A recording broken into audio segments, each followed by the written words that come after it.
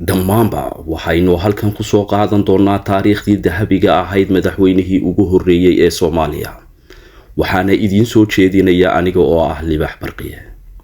Aadan Cabdulle Cismaan Deyr oo loo yaqaanay Aadan Cadde wuxuu ku dhashay magaalada Beledweyne, gobolka Hiiraan, Disembar sanadkii 1908. wuxuu ahaa madaxweynihii ugu horreeyay Jamhuuriyadda Soomaaliya. wuxuu xilka qabtay 1 Luulyo 1960 ilaa 10 Juun 1967. wuxuu waxbarashadiisa dhinaca dugsiga Qur'aanka iyo dugsiga hoose iyo dhexe ku qaatay magaalada Muqdisho.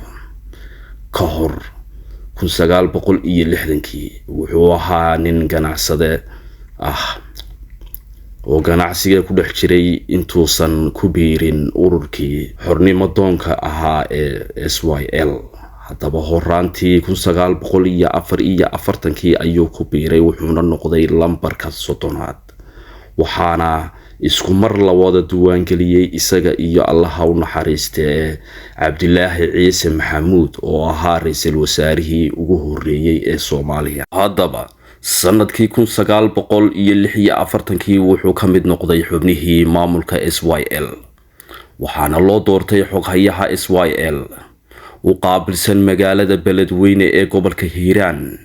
sanadkii 1951 wuxuuna noqday maamulihii gobolka Mudug, isaga oo wakiil uga ahaa xisbigii Leegada SYL. wuxuuna hayay xilkaasi ilaa 1953 xilligaas oo uu Talyaanigu u xushay inuu noqdo ku-xigeenka maamulkii maxmiyadda Talyaaniga ee loo yaqaanay Territory.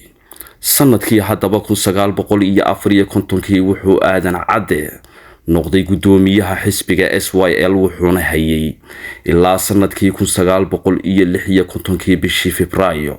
mar kale March 1958 waxaa loo doortay xilka ugu sarreeya xisbiga Leegada iyo gudoomiyaha golihii lagu magacaabi jiray Somali Logistic. xilkaasi wuxuu hayay ilaa 1 Luulyo 1960 maalintii xornimo doonka Soomaaliya. sanadkii haddaba 1959 doorashooyinkii ka dhacay dalka ayaa waxaa loo doortay xubin ka tirsan golihii sharci dejinta koonfurta Soomaaliya iyo gudoomiyaha golahaasi. sanadkii 1960 ilaa haddaba 1967 Aadan Cadde wuxuu noqday madaxweynihii ugu horreeyay ee Jamhuuriyadda Soomaaliya. 1960 kadib midowgii koonfurta iyo waqooyiga Soomaaliya, golihii baarlamaanka oo gudoomiye uu ahaa Sheekh Bashiir ayaa ku dhawaaqay midowgii labada gole iyo dhalashadii Jamhuuriyadda Soomaaliya. la socda qaybaha dambe oo aan idiin soo gelin doono.